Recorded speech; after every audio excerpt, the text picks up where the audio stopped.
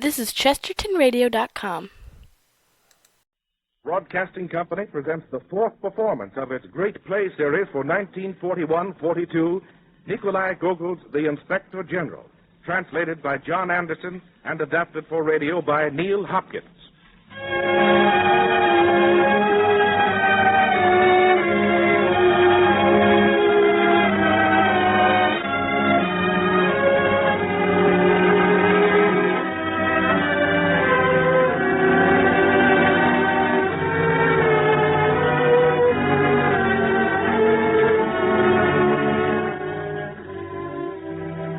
To tell you something of the story behind today's great play, and each play of this series, we have been fortunate in enlisting the services of Barrett H. Clark, author of several books in standard text, and at present executive director of the Dramatist Play Service. We ask him now to introduce our production of The Inspector General. Mr. Clark. I suppose every writer of satire likes to feel that he has helped mankind mend its ways. But the plain fact is either that mankind needs a prodigious amount of mending, or the satirists have not done a very good job. Because by and large, since the dawn of civilization, the satirist reformer has been hammering away at the same old human faults and vices and weaknesses. 2,400 years ago, the Greek comic writer Aristophanes poked fun at the crooked politicians of his day. And the first thing that occurs to a modern reader of Aristophanes is how absolutely up-to-date this old fellow is. For the life of us, we can hardly tell the difference between a Greek crook of 350 B.C. and an American crook of 1941 A.D. Or, to tie up this brief discussion with the comedy we are offering you today, with the Russian crook of 1836 A.D. If mankind could be reformed by reading books and seeing plays, the world would have reached perfection ages ago. And in a way, that would have been too bad. We should have been deprived of quite a number of delightful plays and novels, not to mention the fun of laughing at ourselves as interpreted in the work of Shakespeare and Cervantes and Dickens. And that, too, would have been too bad. The Inspector General is an outstanding example of literary satire. First produced in 1836 in what was then known as St. Petersburg and is now Leningrad, it was just as pointed and pertinent 105 years ago as it has remained throughout the long period of its popularity under both the Tsarist and the Bolshevist regimes. The wonder is that government officials of the day were unable to prevent its production, which they naturally tried hard to do. Maybe they were wise enough to know that suppression would practically amount to admitting the abuses it depicted. But no matter. What is important is that the Inspector General is a grand, romping farce comedy. The author of our play was the famous and important Russian novelist Nikolai Vasilievich Gogol, who was born in 1809 and died in 1852. Like so many writers of comedy, Gogol did not live a particularly happy life. And most of his novels and stories are serious when they are not actually tragic.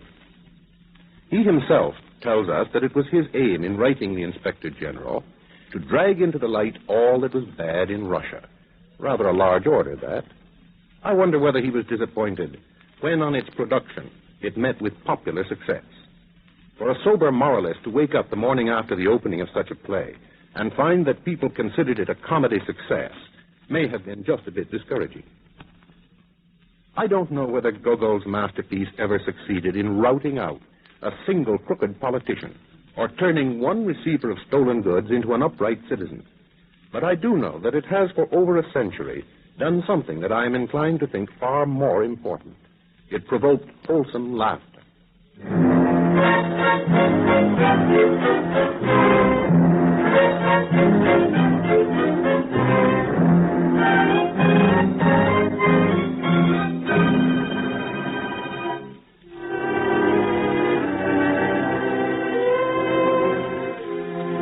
And now for the play. The time is 100 years ago. The scene is the rather disordered living room of the mayor's home in a small Russian town. As the curtain rises, 3 local officials are impatiently awaiting the convenience of their chief. They are Tapkin, the town judge, Lukich, superintendent of schools, and Filipovich, commissioner of hospitals. Tapkin, the judge, is speaking. Good morning, gentlemen. Good morning. Good morning, Judge Tapkin. We meet again. And if I'm not mistaken, around the same table. Where's the mayor? What's he want us here this time of day? I haven't got any more money. You know that old rascal cleaned me out last night? I never saw such luck. If you can call it luck, Filipovich. You don't suggest that I'm not suggesting anything. I know very well I saw 2 kings of diamonds. And you can't tell me... how about you, Lukic? Yes, I noticed that. And the last time we played here, too, some very odd things happened. I wonder how he does it, and how I, as a poor superintendent of schools, can afford it. Judge Tabkin, if I could handle cards the way he does, I'd give up politics altogether. I'm tired of being hospital commissioner anyway. Well, haven't you any idea what he wants? I'm busy this morning. I wish I did know. Why doesn't he come? Oh, he's probably just turning over for another nap. Well, good morning, Your Honor. Good morning, gentlemen. I'm glad you're here. Let's see. Filipovich, hospital commissioner. Judge Tabkin. Lukic, superintendent of schools. Where are the others? Oh, they'll come along soon, I suppose. Has anything happened? We'll wait for them a few minutes. You had all the luck last night, Your Honor. Did I catch it when I got home? Why can't we begin now, Anton? I've really got to get back. That dog of mine is having puppies. Oh, very well, gentlemen. Enough of these idle matters. I have some news for you. Some very important news. News? What sort of news? Must be good to get us out of bed after last night. It's not good at all, gentlemen, but most unpleasant, most regrettable. I called you here to tell you that an inspector is coming to visit us. An inspector? By the Tsar, it's impossible. An inspector, all right. A government inspector from Petersburg, and incognito. Think of that, incognito, and with secret order. But we don't need an inspector here. Why, there hasn't been an investigation in this town for 10 years. And just when we had everything going so fine, too. We were too well off. I knew it wouldn't last. I don't like it any better than you do. It upsets everything. Oh, well, let me read you this letter. It's from China. He's an old friend of mine. Dear friend, benefactor, and godfather. I hasten to inform you that an official has arrived with instructions to inspect the whole province, and especially our district. Our district, mind you. And to continue, he says, I've learned this from a most reliable source, and I must warn you that this official probably passes himself off for a private person. Knowing that you are like the rest of us and have your little failings, I advise you to take every precaution, for he may arrive at any moment, if indeed he is not already living among you incognito. Now, there, gentlemen, you have the situation. Incognito and all. Yes, that's plain enough. It's like a stab in the back. Don't you think so, Tabkin? My friends, there's something behind all this. You mark my word. But why, Anton? In heaven's name, why? What brings him here? Why? Who can say? Oh, there's something else in all this. It's not as simple as it looks. There's some political purpose, Anton. Well, that's a matter for argument. One opinion's as good as another. But I'm not talking about opinions. I'm talking about a fact, gentlemen. An extremely inopportune fact. The fact of an inspector general who may even now be undoing us behind our own backs. So I warn you, look sharp. For my own part, I've taken a few precautions. And I urge you to do the same. You, in particular, Artemi. He's pretty certain to make a beeline for the hospital. And, well, I'd hate to be in your boots if he sees it the way it is. Those pajamas alone are enough for an official report. Why don't you have them washed sometimes? Lord knows I'm not a stickler about such things, but those patients look like chimney sweeps. I suppose there must be some clean pajamas somewhere. Well, see what you can do before it's too late. And I think there ought to be some way of telling the patients apart. You might put up a sign over each bed in Latin or something with the name of each disease and the patient's name and so on and so on. Anything, only make it look businesslike. Why haven't I thought of that before? Why, indeed. Well, get to it. This inspector might think the doctor doesn't know his business. Oh, we don't waste much money on medicines. They're thrown away on these people. We just let nature take its course. If they die anyhow. And if they get well... And how about that doctor? Who is he, anyhow? Some friend of yours, isn't he? A fine fellow, too, a German. Very thorough and practical. Though strictly between ourselves, he's had some trouble with the patient. Trouble? We don't want any troubles now. What's the matter with him? The main thing is that he doesn't speak a word of Russian. Well, it's too late to teach him now. So you'd better keep him out of the way, although that might seem a little peculiar. As to the courthouse, what that place needs is a good cleaning out. I don't think that's any place for the porters to keep geese. You can't even walk through the halls. They're filthy. And the smell. And the feathers. Oh, well, no, that's a small matter. I can have them in the kitchen in no time. Do you want to come to dinner? No, we'll talk about that later. But don't stop with the geese. The courtroom itself is just as bad. And there's that clerk of yours. Perhaps he knows his business. I know. He smells like a rum barrel. Exactly. One whiff is enough to knock you down. Well, I've spoken to him about it, but he just says it's his natural smell. I can't do anything about that. Well, let him try an onion or garlic. Or we might get the doctor to give him some pills. That's the sort of thing that gives the wrong impression. No, he's past purging. You know, he says his nurse dropped him as a baby, and he smelled of vodka ever since. I suppose it can't be helped. That's true. I'm afraid, Lukich, that's a different matter. Some of your teachers are a little peculiar. Perhaps it's only natural, and I'm not criticizing their ability, but that fellow, I can't remember his name. That fellow with the fat face. Oh, I know him all right. No, what's the matter with him? Every time he gets up on the platform, he twists his face up like a wet towel. He's always smoothing his beard from under his tie. That's no way for a teacher to act. If he makes a face like that at one of the boys, it may be all right. It may be necessary. But what if he does it at the wrong time? The inspector might think it was meant for him. Heaven knows what that might lead to. There's no use talking about that man. I've told him not to do it. Why, only the other day when the marshal was here, that fellow made a face. Well, I can't tell you what it was like. I've never seen anything like it. Even I, who've seen his worst faces, was startled. And he did it, mind you, with the best intentions. Yes, but his intentions don't help. And I was reprimanded for putting wild notions into the heads of young Russians. Well, Lukich, you can do something about the history teacher now. There's no excuse for the way he goes on. No doubt he's a brainy fellow, but there's no reason he should leap about like a jumping jack. Sometimes I'm frightened myself. That man goes mad. Just what I said. I heard him once. He was calm enough when he was talking about the Assyrians and the Babylonians. But when he came to Alexander the Great, there are no words for it. I thought the house was on fire. Hanged if I didn't. He leaped over his desk, banged the chairs, threw the books around, completely forgot himself. Now, of course, Alexander was a hero. We all know that. But why smash the chairs? They're government property. True, Mr. Mayor. I've talked to him about it, but what are you going to do with a man like that, His only answer is, I can't help it. In the cause of learning, I'm ready to lay down my life. Yes, such is the mysterious dispensation of Providence. I've often noticed that clever men are always a little unbalanced. They're either drunkards or they make such faces you don't know where to look. Well, it's very curious. I suppose I have my little whims myself. I know how to control them. Heaven help any man who has to run schools. Everyone cheats, lies, interferes. It's no life. I wouldn't care so much if it wasn't for this confounded incognito. It makes me shrivel inside. First thing we know, he'll stick his head in there all of a sudden someday and say, "Aha, my pets. And who is judge here, you say?" Can hand him over. And who is the health commissioner? And so it will go. All because we can't tell an inspector general when we see one. That's what's so terrifying.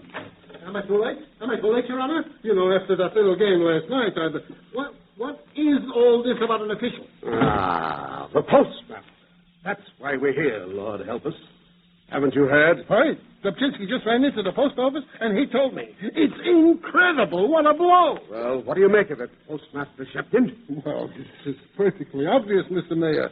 There'll be a war with the Turks. It's those nasty Frenchies again. My very words. Just what I said. I knew it. Oh, I don't mean that, you fools. It's we who are going to catch it, not the Turks. Here it is written down in black and white. Read this, Shchepkin. Well, if it's in black and white, that's different. An inspector general. Oh, that's something else again. Well, what do you say to that, then? Oh, I don't know. How about yourself? Me? No, I'm no coward, but I'm just a little uncomfortable. You never know what will happen. They're the merchants, for instance. They'd like a chance to trip me up, and why?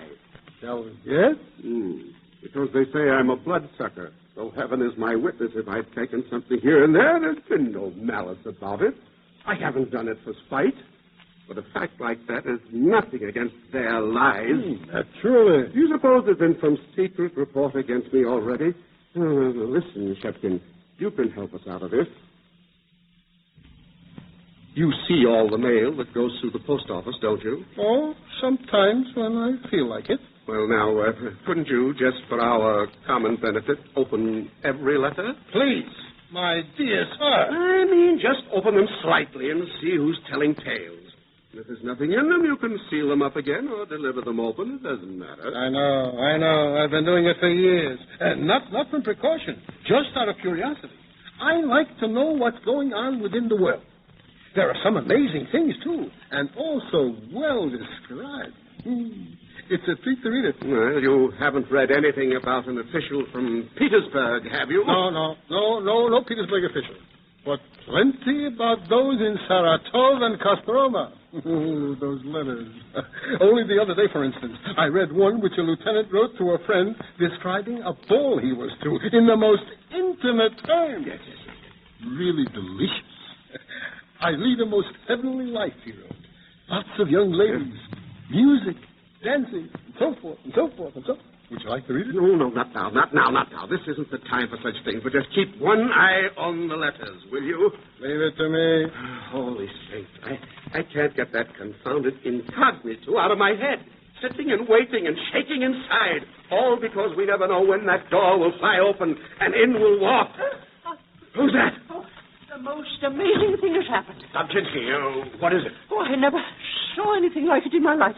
I went to the inn. I sent you. You were drunk. Please, let me. I'll tell the story. I said I would tell it. Oh, that lisp of yours. You got a tooth in your mouth which whistles. It does not, and please don't interrupt. You'll get me all muddled up. Gentlemen, tell him not to interrupt. Well, let's hear your story, quick. My heart's in my mouth. What happened? Now, wait, now. I'm telling it. It was down at the inn. No sooner had we entered than a young man walked in. He was very singularly dressed with a very strange expression on his face. What sort of an expression? Tell us, Dobchinsky. A look of great deliberation. Suddenly, it dawned on me. What dawned on you? What do you mean? Please don't question me. It'll all come out. So I called the innkeeper and asked him, who is that young man? Wait, Dobchinsky, what did he say? For heaven's sake, let him tell it if he can. Thank you, Your Honor. The innkeeper said, that young man is an official. Those were his very words. I remember them distinctly. He's come from Petersburg, he said, and his name is Ivan Khlestakov. You were sure he said he was an official? Oh, yes, Filipovich, on my word of honor. There's something very odd about him, too, the innkeeper said. He's been here going on 2 weeks now, and he takes everything on account and won't pay a kopeck. Then I knew. You knew what? I don't see anything in that. I do, Mr. Mayor. There's only one answer. He is your official. He is the Inspector General. No, it can't be. I won't have it. It isn't possible. I'm sweating like a horse. It must be the Inspector General. He pays nothing and he won't budge. Oh, God have mercy on us sinners. You say his name is Khlestakov? What's the number of his room? Number 5, under the stairs. How long has he been here? Oh, going on 2 weeks, I should say. He came on the day of St. Basil the Alexandrine. Why, that's your birthday, isn't it, Anton? 2 weeks. Good saints. Get me out of this. For 2 weeks, the prisoners haven't been fed. The hospital is filthy. The streets look like a regular sewer. 2 weeks? If I live through this, I'll live forever. Filth, scandal, disgrace. Well, what do we do now? Shall we go to the inn? No, leave it to me. I've been in a fix before and come out with my skin whole. Don't forget that. And I've even been thanked in the bargain. You, say he's a young man, eh? Oh, yes. 23 perhaps, or 4. Not much more. Well, very good. So far, it's easy to handle a young man than one of those old devils. So I'll go and call on him. Well, I'll leave you now, gentlemen, with this little warning. Put your affairs in order while I take a look around. I'll take Dobchinsky with me for a stroll, unofficially, you know, as if inquiring how travelers are treated here. The rest of you get busy. Come on, Dobchinsky.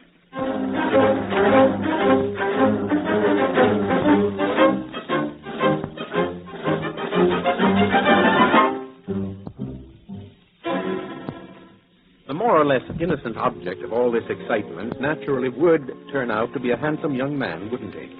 But more than that, he is angry and hungry. as we discover him with his servant Osip in his room at the inn. Osip, I'm sick from hunger. I can't stand it another minute. Why, nobody would treat a dog like this. Must be something we can do, Osip, but what, I don't know. What we've done before, I suppose. Sell some clothes. Oh. We must do something soon, Mr. Khlestakov, or we must go to jail. To jail? This morning, the innkeeper said he would report you to the mayor if you didn't pay your bill today. Oh, let us sell some clothes. Now, Osip, I can't do that. As a respectable bookkeeper from Petersburg, I've got to have my clothes. You... Oh, go and see what that bracket's about outside. As you say, Mr. Lester. I am the mayor. May I come in? So, the mayor, eh? Now for the arrest, eh? I hope you are well, sir. I hope you are well. Proceed, Mayor. I am the Khlestakov you seek. It is my duty as mayor of this town to see that all visitors receive the treatment they deserve. But it's not my fault. What am I to do? I always pay my bills, but this landlord is starving me to death. Please forgive me, but if things are wrong at the inn, perhaps you'd like to come with me to other quarters. No, never. I won't go. Oh, I know what you mean by other quarters. You won't get me into prison that way. Why, I'm a government official at Petersburg. I'll go straight to the minister. How would you like that, eh? What have you got to say to that? Oh, no, Khlestakov. Have pity on me. Oh, don't ruin me. I have my wife and small children. I'm only human. It was only my inexperience. Oh, be merciful. What is this? Oh, Osip, shut that door and wait outside. Yes, sir. I'm surrounded by people who are ready to murder me in cold blood. Oh, yes, but I have nothing to do with all that. I tell you, I'll pay the bill when my money comes, but I won't be starved, and I won't go to jail. Now, if you really need anything, I am at your service. Well, now, you understand it's not my fault, Mr. Mayor. I came in... Oh, General Khlestakov, it's my duty to help visitors to the town, and thank the Lord, I know my duty. If it's only money... Money? You mean... Be merciful, Your Excellency. You mean you'd let me have some money? Certainly. You've got it with you? Here it is. I'm only too glad to be of any service. How much would you like? How much would I... Oh, well, now, that's different, isn't it? Well, I should say, 200, I should say, or even less. And I'll pay the landlord on the spot. Ah, here it is. Exactly 200 rubles. Don't trouble to count them. It's a pleasure to be of service to you. Well, I'm very much obliged to you. Oh, praise be, praise be. Oh, please, if you will, I want you to come with me. Stay with me at my house, will you? Will I? Osip, hey, Osip. Are we off to jail, sir? Quiet, you fool. Osip, pack our things. We are now living with the mayor. Yes, sir. And on our way home, we can inspect the streets and hospitals and the prison. Yeah, the prison? Oh, no. Anything but that.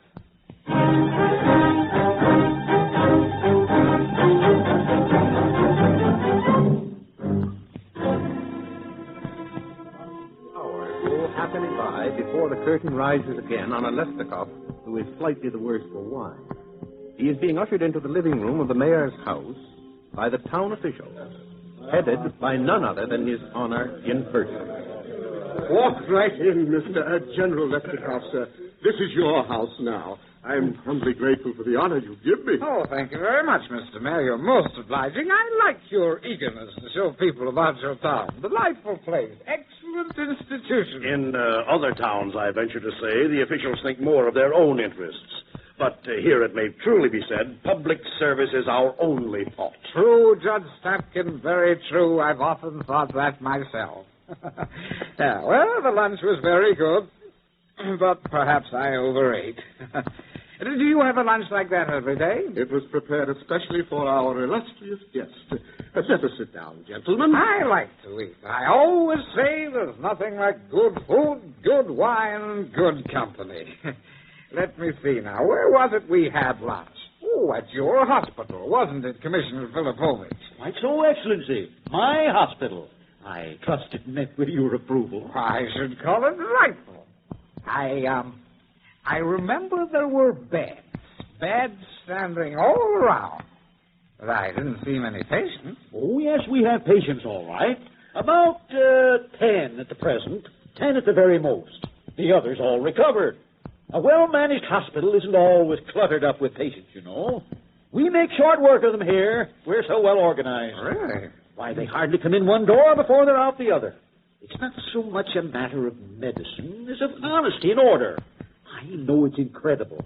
But since I've been running that hospital, the patients get well like flies. Oh, is that so? Well, that's delightful. Ah, but the responsibilities of a mayor. Brain-racking, I can assure you. Brain-racking. Thinking all day. So many problems. So many decisions to make. Yes. Would you have wine, Excellency? Oh, yes. Thank you. Yes, and you're right. You're absolutely right, Mr. Mayor. I've thought of that myself many times. Sometimes I've even written about it. A little presupposed, perhaps, or perhaps I toss off a poem, whatever my mood is. What brain power! Tell me, what do you gentlemen do with your spare time? Have you no amusements? No little gatherings, for instance, where you play cards? Cards? Excellency, how can you ask? We have no time for such frivolous things. A man can't give his best to the state and dawdle over gaming tables. Oh, I don't know, Mr. Mayor. Maybe all right for some, and I'm no prude in such matters, but I'm happy to say I've never held a card in my hand in my life. Come now. You're exaggerating. It all depends on how you look at it. If you win, for instance, you look at it one way. If you lose, well, double your stake. Well, what have we here? May I give myself the honor, sir, of presenting you to my family? I venture to introduce my wife and daughter. Enchanted, madame. This is indeed a pleasure. And may I thank you for your generous hospitality and for a lovely daughter for so young a mother. Oh, Mother, isn't that sweet? Hush, Maria, my child. Oh, it's an honor, I assure you, Excellency, to entertain such a distinguished visitor. No. Upon my soul, madame, it's quite the opposite. It's a much greater pleasure for me. Oh, a pretty compliment, but I daren't take it for myself. Oh, I beg you to be seated. I suppose after Petersburg, this journey must be very distasteful. Do sit down. Très gentil, madame. But merely standing beside you makes me happy. However, I think I will sit down. Yes.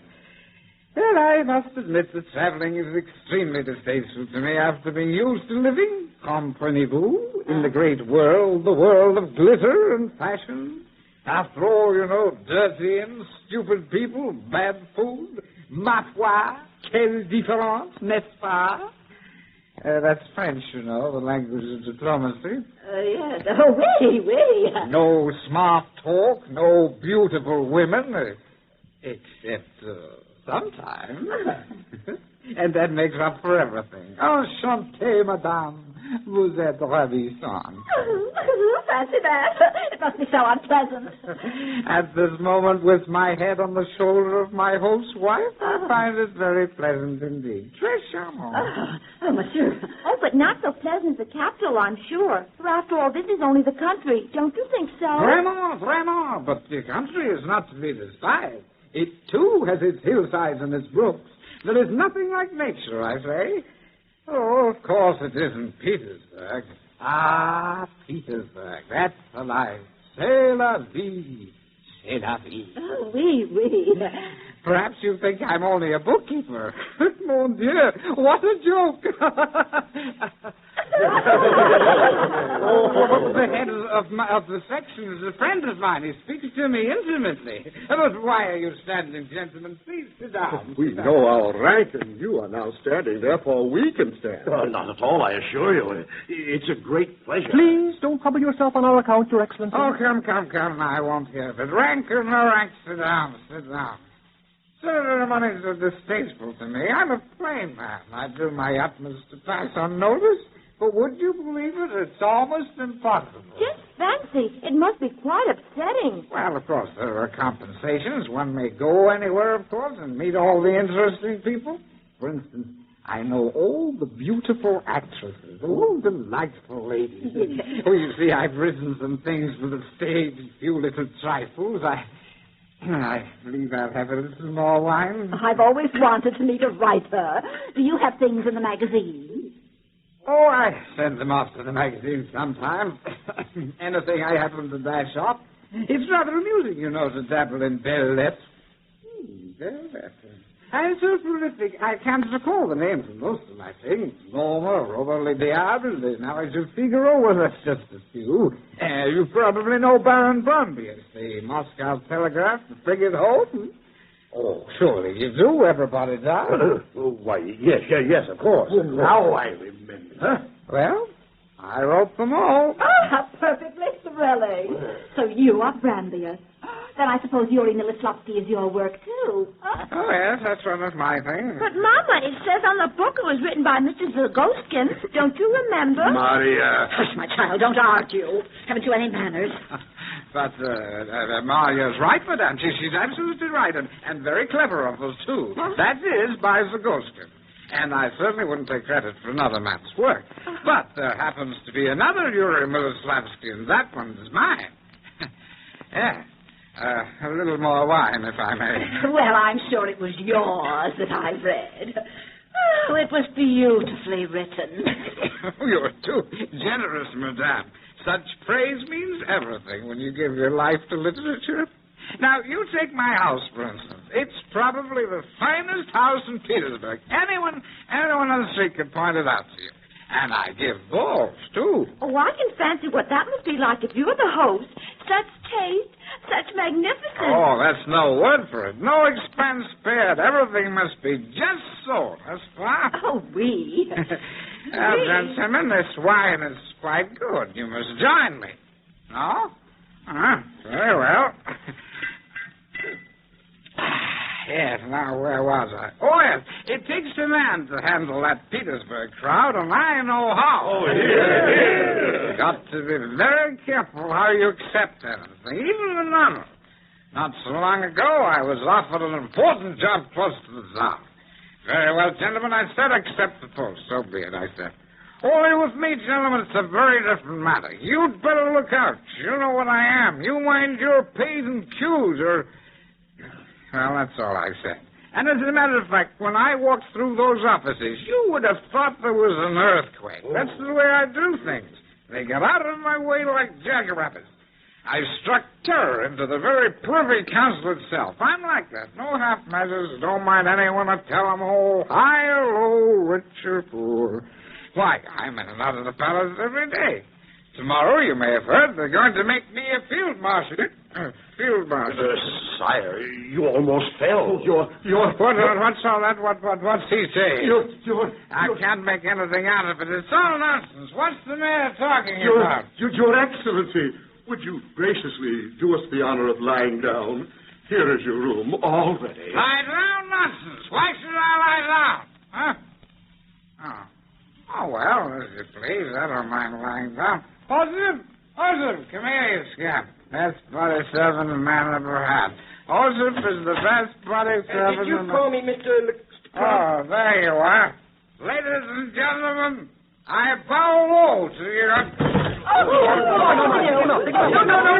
No, never mind, gentlemen. I shall drag my master to his room. He is most particular about such things.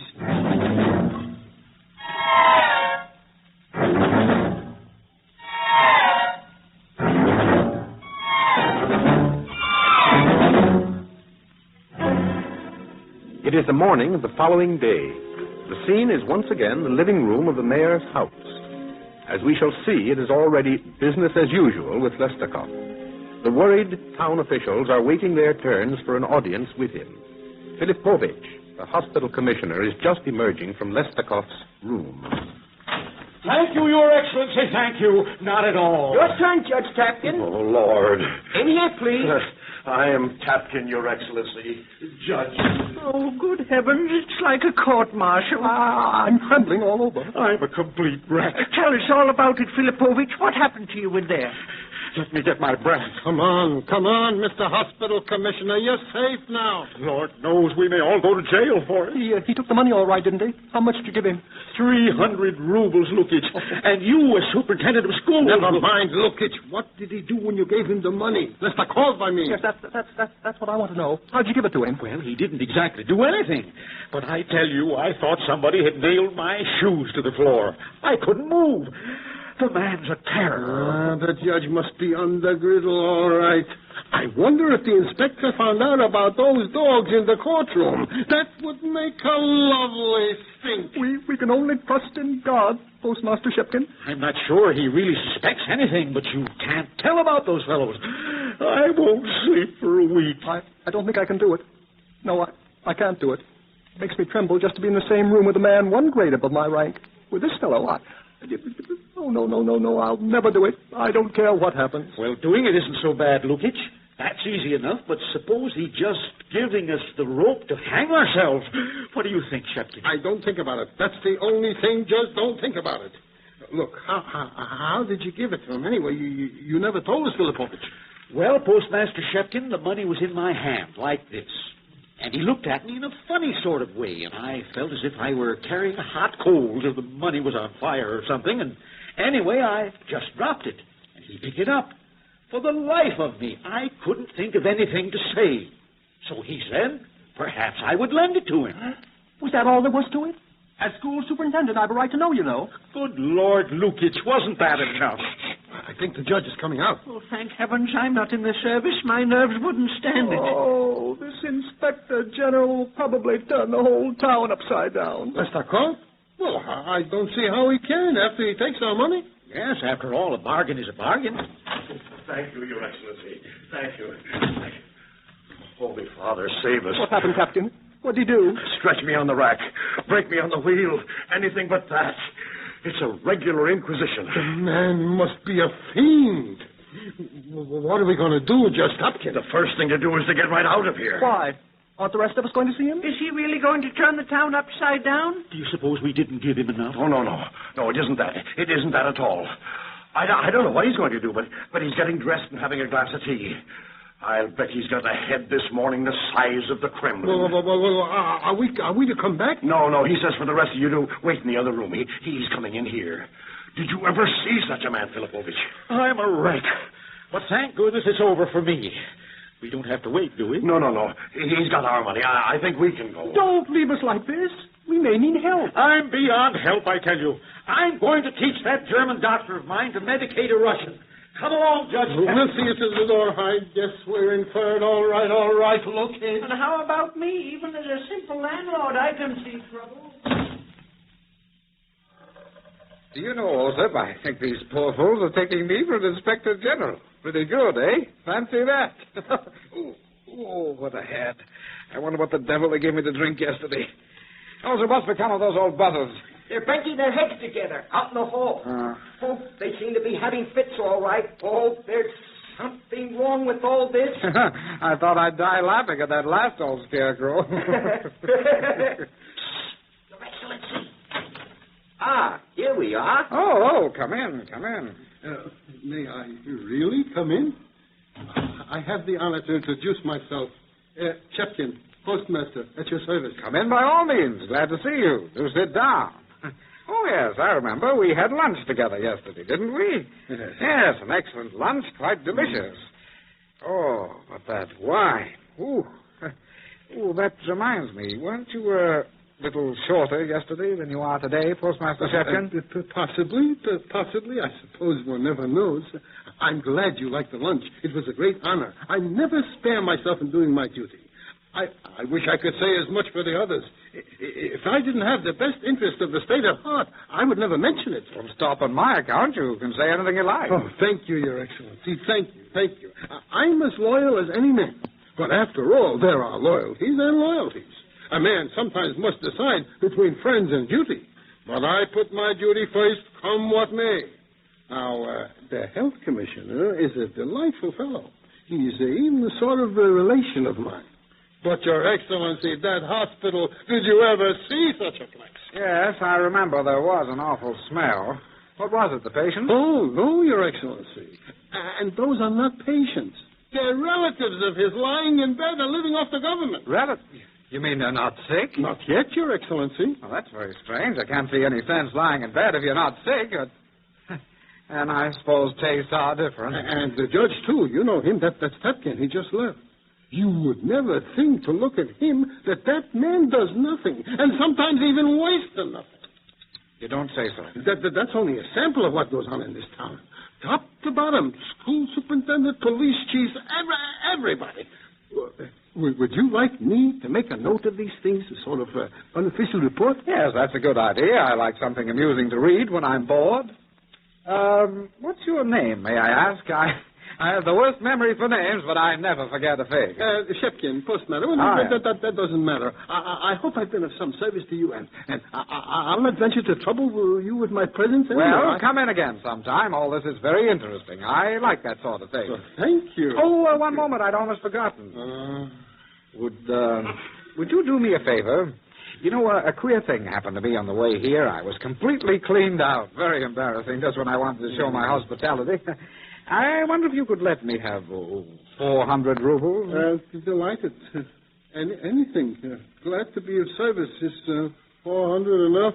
I'll manage somehow. Only a loan, of course. As you please, Excellency. And shall I send that note around, our little secret? Oh, yes, by all means, send it. And if there's any little private matter that I could attend to for you... thank you, and goodbye. Well, I'm yours to command. Yes, goodbye. Goodbye, General Khlestakov. Goodbye. Now, that's what I call an honest fellow. Why? What's the matter with him? Didn't he give me 400 rubles? General Khlestakov. What we need now is a pair of fast horses. Quiet, Osa. Somebody coming. Your Excellency, I have honor to introduce myself, Lukic, school superintendent, titular counselor. Oh, yes, no doubt. Well, I'm delighted to see you. Sit down. Won't you have a cigar? Yes. No. Oh, you don't smoke? No. Yes. Yes. Well, what are your vices? Women? Oh. Well, I mean, you like blondes or brunettes? Oh, my goodness. I'm very sick, Khlestakov. Stay, Excellency. Why, you've dropped something. Is it money? No. Real money? Yes. No, I don't know. Would you make me a loan? Yes. No, it's not money. It's not mine. I don't know. Oh, Lord, I'm happy. Did you see that, Osa? Did you see him tremble? It may be funny to you, but I tell you, Mr. Khlestakov, this can't go on. It's not natural. You'd better be careful. What for, when they're all throwing money at me? Now, let's see how much I've got. Hey, that's a pretty sight, Osa. More than 1,000 rubles. Think of that. Also, get me some paper. I must write to Petersburg and tell Pushkin about this. Oh, this will make a tale, all right. You see, you stupid fellow, how much they make of me? They take me for somebody. Let this be a lesson to you. Well, it's not right. It might make trouble. I think we'd better get away from here. You've gone too far. Go away? But don't be an ass. It wouldn't be right to go away and leave a thing like this. Why, it doesn't happen to everyone, I'll bet. No, we'll stay a little longer. Perhaps tomorrow. Oh, no. Tomorrow's too late. Do let's go, sir. I know it's a great honor for you and all that, but surely they've made some mistake. Let's go now. They have fast horses here. We can get off in no time. All right. Only be quiet, will you, Wilson? I want you to take this letter to the post office first. And get some good horses and drivers who'll drive fast and sing songs. I'll bet Pushkin will break a rib laughing over this. I wonder where he lives now. On Post Office Street, in the alley, back of number 13, over the butcher shop. There lives Pushkin. That rascal never pays his rent. Well.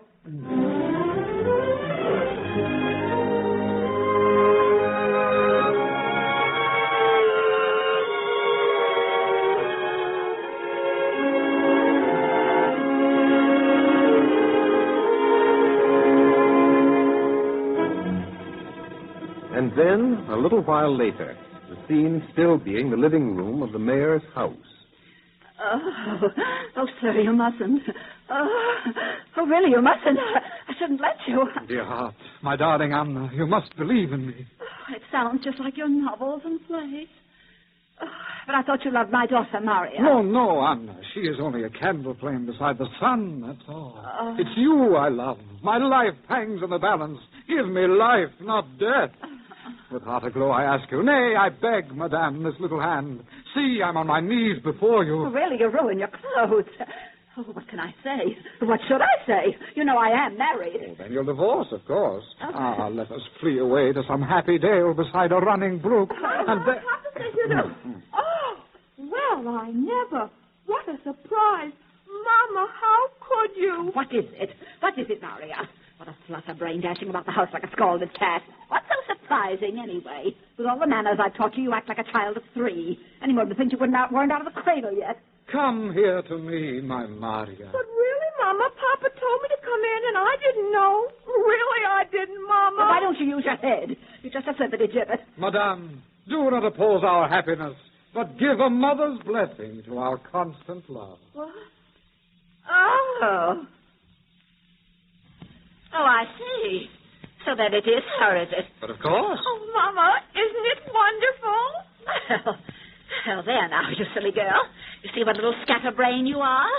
Just for a foolish girl like you, His Excellency was on his knees begging my consent. End my agony, madame.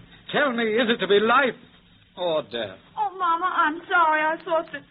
Isn't it thrilling? Please say yes, Mama. But it would serve you right if I didn't. You don't deserve such happiness. Oh, Your Excellency, I'm told that in here squealing you let the pigs they are. Oh, Anton, have you heard the news? Oh, spare me, Your Excellency. Don't believe them. They're all liars. And I don't cheat the shopkeepers much. I don't care whom you cheat, Mr. Mayor. Don't make a fool of yourself, Anton. Do you know the honor His Excellency is doing us? He wants to marry our daughter. What? Oh, please don't be angry, Your Excellency. She's not very strong in her head. What? Her mother was the same way. Just don't notice it. Please don't be angry. Angry? Why should I be angry? A man in love is not angry, and I love your daughter. Your Excellency, I can't believe it. Will you listen? Will you behave yourself? He means it, I tell you. I might go off my head with love. Things like that have happened, you know. Papa, isn't it wonderful? I'm not a man to make any interference. If you won't let me marry Maria, heaven knows what I'll do. Why, you must be joking. Blockhead. If I shoot myself, it'll be your fault. Go on. Don't be such an idiot. Give them your blessing. Oh, may God bless you. All right, there it is. But remember now, it's not my fault, Anna. And don't blame me afterwards for this. I had nothing to do with it. We'd better get away now, sir. Oh, the horses are ready. Everything is packed. Oh, Zip, you've come in the nick of time. Let's get out of here. What?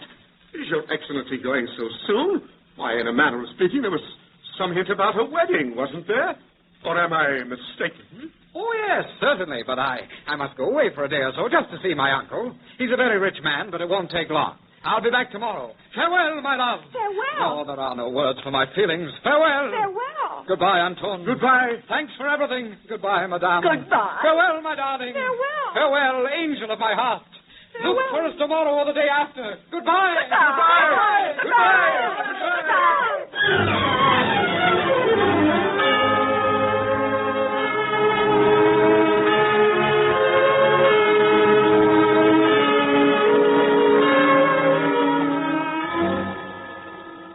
There was joy and feasting at the mayor's house that night, and the well-wishing friends came one by one. Anton, my dear fellow, tell me, is it really true? Oh, what a wonderful stroke of luck.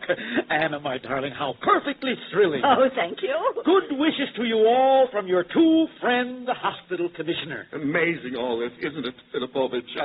Walk right in, Judge Captain. Congratulations, old man. I always knew you had it in you all the time. How wonderful it is indeed.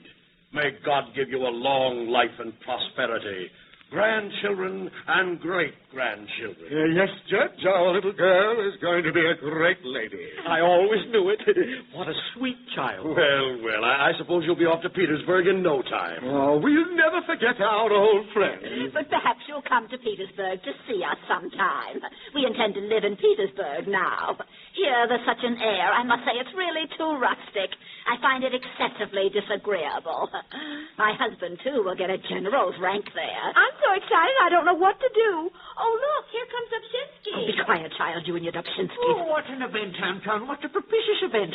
I congratulate you sincerely. And you, madame, permit me. Here comes the superintendent of schools. Greetings, Lukich. What a destiny. Here you go up like a skyrocket. How wonderful. Yes, but you mustn't forget your old friends, you know, Anton. We'll drink a toast to the bride. Yes. A toast, eh? Oh, please sit down, ladies and gentlemen. I am a happy man indeed. This is the greatest day of my life. The day I have looked forward to for many years. How proud it makes me indeed. But then, too, how humble. But where's the happy man? Where is our illustrious guest? Well, you see, he's just dashed over there to get the family blessings and tell the glad news. I never saw anyone so happy. Why? Oh, look, here's Postmaster Shchepkin. Gentlemen, the most amazing thing has happened. It's given me quite a shock. Be quiet, man. Don't you hear? The mayor is talking to us. I was saying, I must tell you. I tell you, gentlemen, this is the most startling news. Quiet, Postmaster Shchepkin. Well, it can wait. We have news enough right here for one I day. tell you, Mayor, this is something absolutely extraordinary. I have never heard anything like it. And I tell you, I don't want to hear it. You understand? Can't a man open his mouth in his own house without having you run here yelling and shouting at the top of your voice? Now sit down and be quiet. Sit down. I'm in no mood to be trifled with. Now, ladies and gentlemen. You'll trifle with this? I tell you, I have a letter here. Oh, I will, eh? Well, now I'll tell you something. I don't care anything about your darned old letter. Now, not another word. Yes, but this letter I opened at the post office. Oh, ho! So you've been opening letters at the post office, have you? Well, that's a fine thing to do. It's a criminal offense, and I won't have it.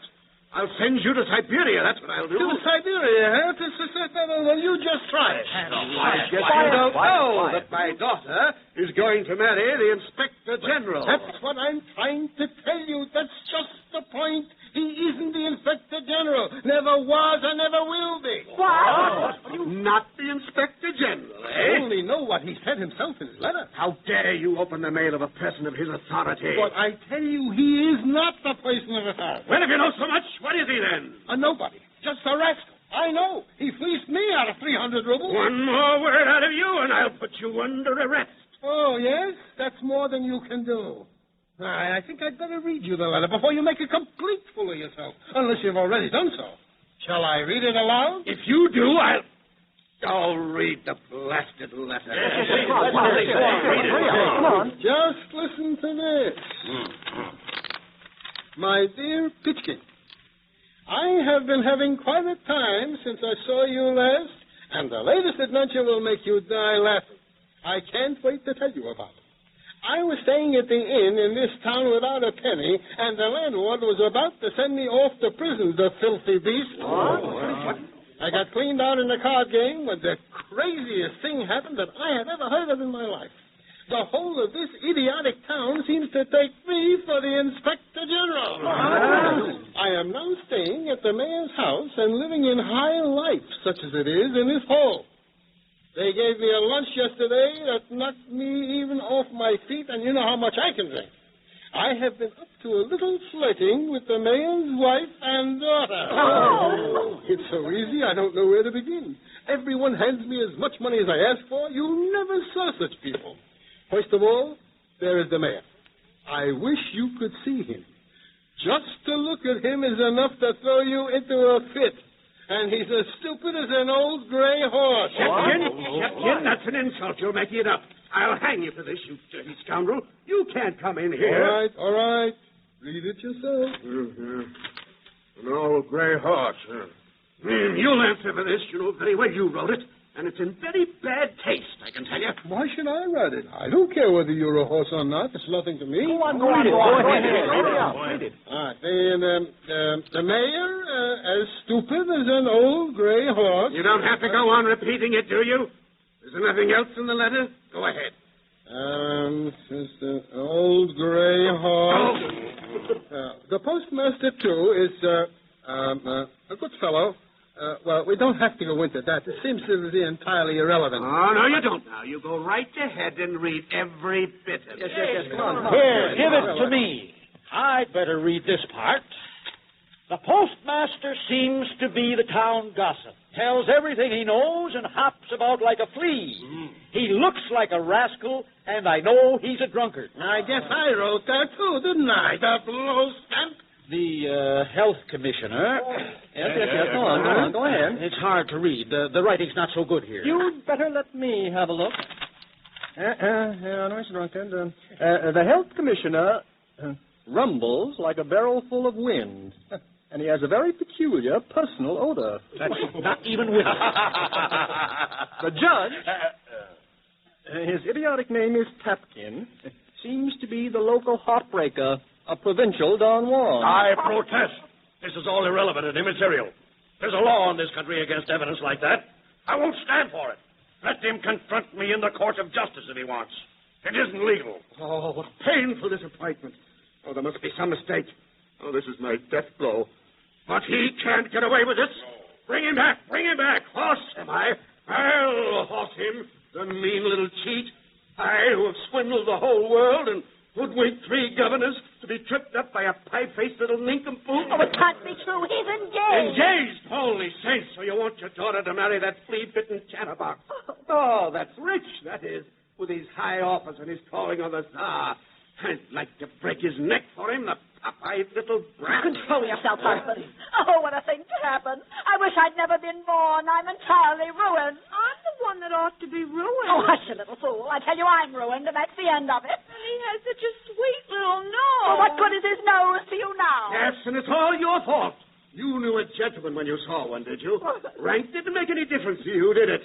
No, but you make a fool of me before the whole world, that's what. I'll never get over it. You did it yourself. You brought him here to my house and passed him off on my own daughter. That's the sort of a father you are. And then you blame it on me. Coward. If you use your head sometimes, you wouldn't make a gibbering idiot of yourself. Whoever said he was the Inspector General in the first place? Who was it? I'd like to know. I'll show him an Inspector General. He must have done it himself, the rascal. No, he didn't either. Somebody wrote a letter to the mayor.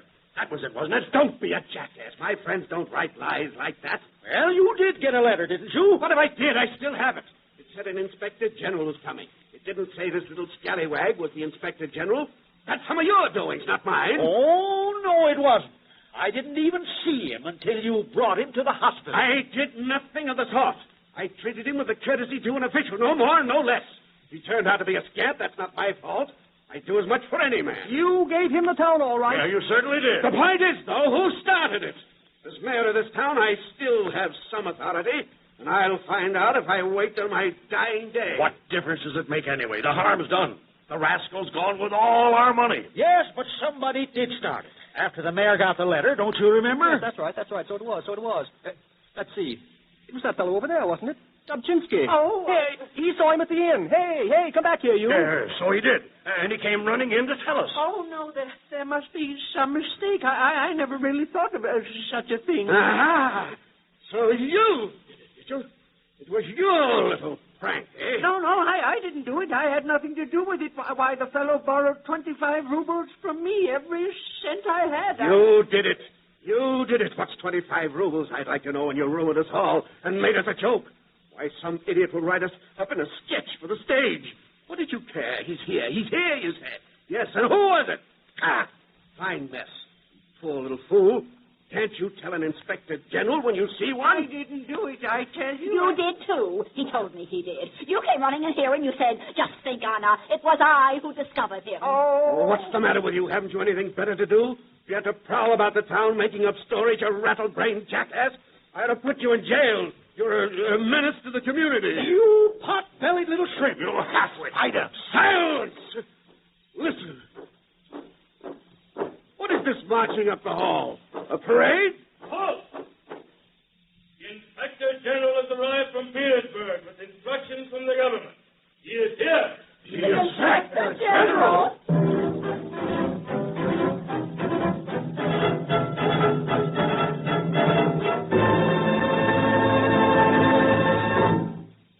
You have just heard Nikolai Gogol's The Inspector General, adapted for NBC series of great plays by Neil Hopkins and produced under the direction of Lester O'Keefe. Featured in the cast were Ian Martin as Khlestakov, Mark Smith as the mayor, Fred I. Lewis as Tapkin, Joseph Latham as Filipovich, Maurice Wells as Lukic, Lou Soren as Shchepkin, Peter Donald as Dobchinsky, John Call as Ossip, Eleanor Audley as the mayor's wife, Theodora Peck as the mayor's daughter, and Harry Belliver as the guardsman. The special music was written by Tom Bennett. The orchestra was under the direction of Joseph Stopak. And here now is Barrett H. Clark, who will speak to you briefly about next Sunday's great play. Mr. Clark. Our next play will be the recent New York success, The American Way, by Moss Hart and George S. Kaufman. We invite you to listen at the same hour next Sunday.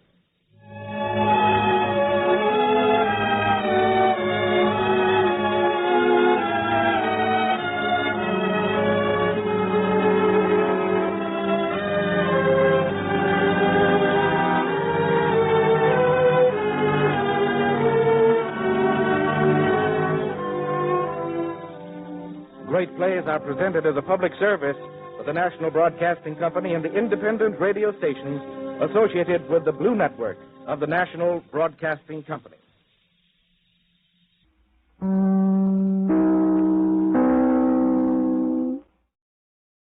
This is Chesterton Radio, your home for podcasts of works by G.K. Chesterton, plus drama, comedy, mystery, science fiction, big bands, and much more. The soundtrack to your Chesterton day at chestertonradio.com.